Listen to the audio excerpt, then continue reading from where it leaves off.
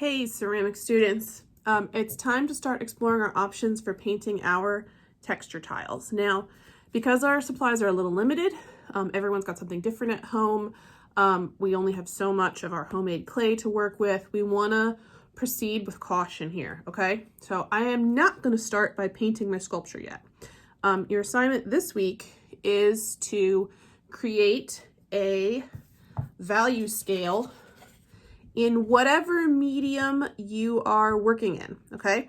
So this is my instant coffee, okay? You might be using soy sauce. Soy sauce is much lighter. So if you're opting for soy sauce, my suggestion is to take some soy sauce and you're gonna wanna put it on the stove and boil it for not too long, like a few minutes, to kind of reduce it some and concentrate it.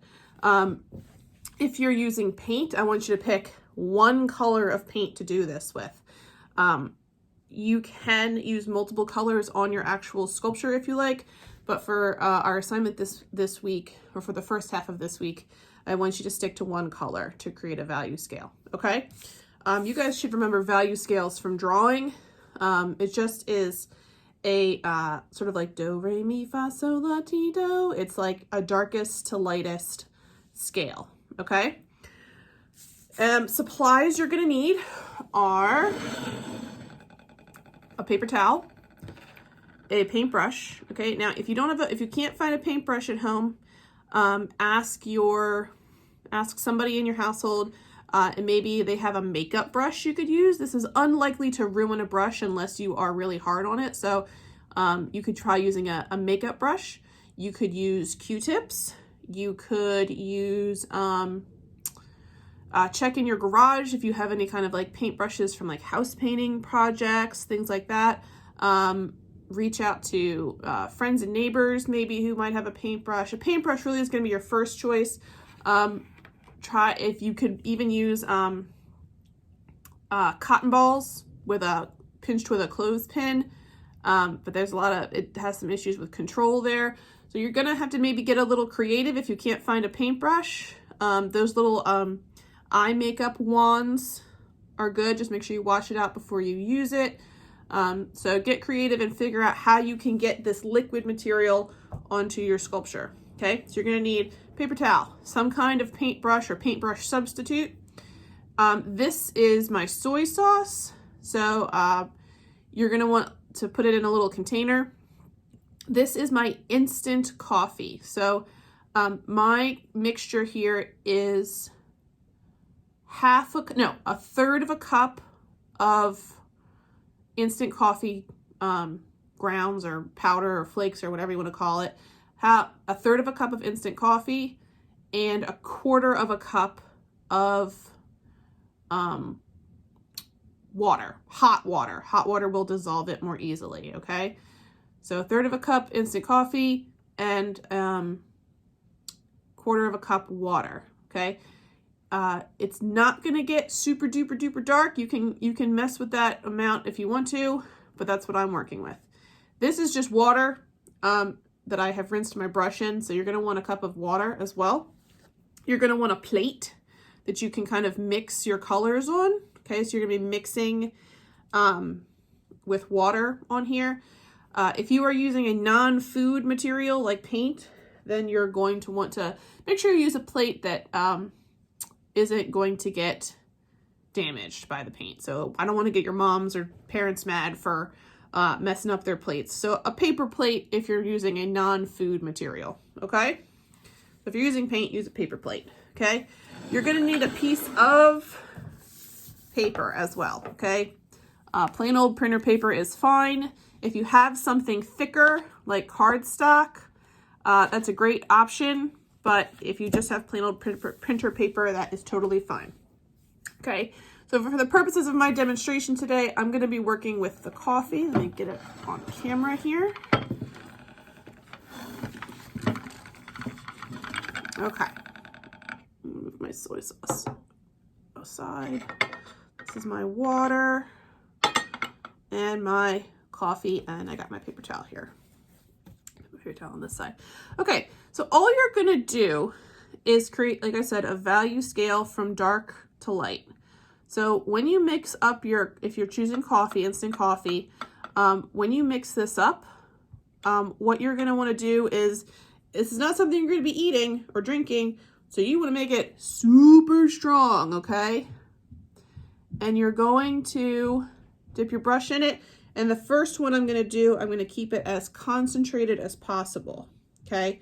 So no water mixed in at all. It's just straight instant coffee. Okay, and I'm just going to make a little square. It's a little bigger than my thumb. Okay, please make it, you know, of reasonable size so that I can see that you've really tested out the material. Okay, now I'm going to rinse my brush out, and I'm going to put a little bit of my coffee on my plate and just a touch of water. And what I'm trying to do is create a slightly lighter brown. Okay. I'm just going to paint that on there and see what I get. Okay. If I want it to go a little bit lighter, I could dry my brush off on my paper towel and then kind of use it to soak the coffee back up again. But you can also layer it. So once the coffee dries, you can add another layer if necessary. So you're just going to continue in this fashion until you get a scale of at least 6 different shades. Okay.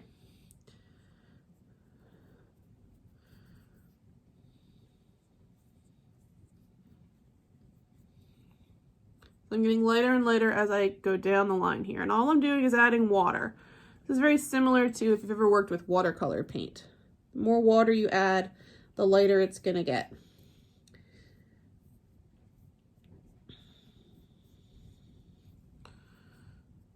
And if I go too dark, I just clean my brush off or soak some of the material off my brush and try to pull it back up again.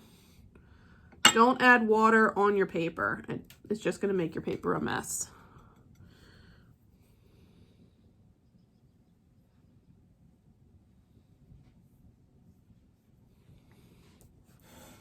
And I want to make sure that my very last shade is very, very, very, very pale. Okay. So I want to make sure I'm going to clean my brush out completely first. Okay. Make sure I really get all the stuff out of it. And I want to make sure I get a very, very, very pale, almost white for that very last shade.